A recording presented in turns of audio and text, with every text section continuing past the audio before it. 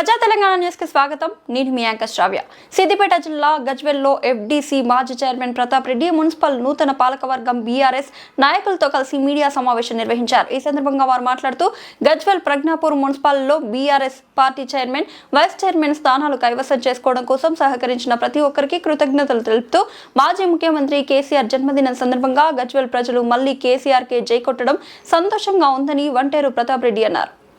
గజ్వెల్ తూప్రాన్ రెండు మున్సిపాలిటీలని, రెండు municipal chairman అని, రెండు మున్సిపల్ వైస్ చైర్మన్ అని, కౌన్సిలర్స్ని గెలిపించి గజ్వెల్ మున్సిపాలిటీ మీద బీఆర్ఎస్ పార్టీ జెండా, తూప్రాన్ మున్సిపాలిటీ మీద బీఆర్ఎస్ పార్టీ జెండా, గజ్వెల్ తూప్రాన్ మున్సిపాలిటీలో ఉండే ప్రజలందరూ కూడా కేసీఆర్ గారి, హరీష్ రావు గారి, కేటీఆర్ గారి నాయకత్వాన్ని బలపరుస్తూ మాకు ఇచ్చినటువంటి ఈ విజయానికి మేము గజ్వెల్ ప్రజలందరికీ, గజ్వెల్ నియోజకవర్గంలో ఉండే ప్రజలందరికీ, తూప్రాన్ మున్సిపాలిటీలో ఉండే వాళ్ళకి ప్రత్యేకంగా పేరు పేరున కృతజ్ఞత తెలియజేసుకుంటూ గజ్వెల్లో భారీ మెజార్టీతో, మంచి మెజార్టీతో మా కౌన్సిలర్స్ గెలుచుకోవడం చాలా సంతోషం.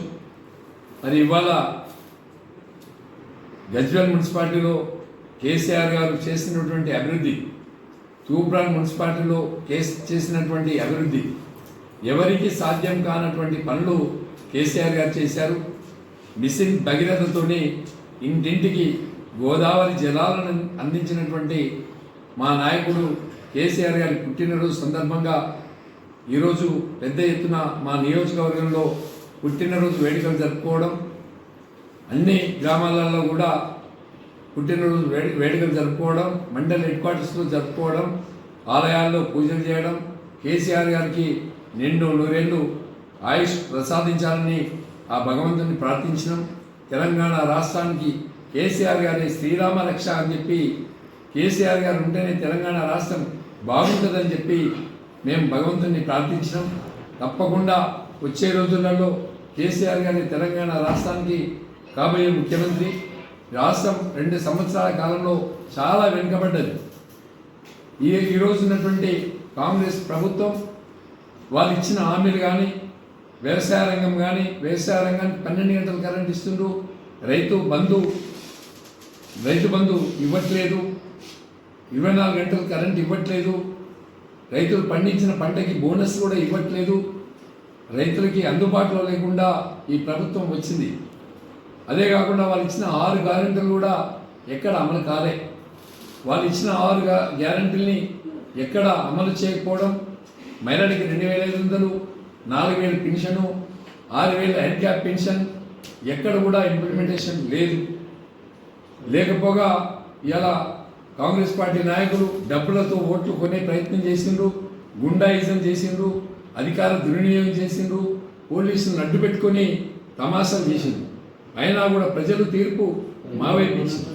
రాబోయే రోజుల్లో కూడా గజ్వెల్ నియోజకవర్గంలో 9 మండలాలు, ఎంపీపీలు, జెడ్పీటీసీలు, ఎంపీటీసీలు పూర్తి స్థాయిలో 100కు 100% మేమే గెలుస్తాం.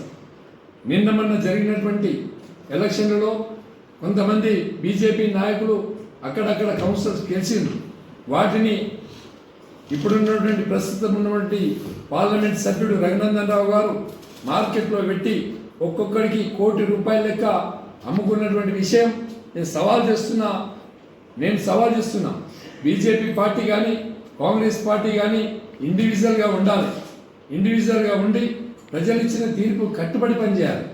అలా కాకుండా డబ్బు మదంతో డబ్బుల్ని లాక్కోవడానికి మార్కెట్లో సంతలో పశువులు నమ్మినట్టు ఇలా బీజేపీ కౌన్సిలర్ని రఘునందన్ రావు గారు అమ్ముకున్నారు.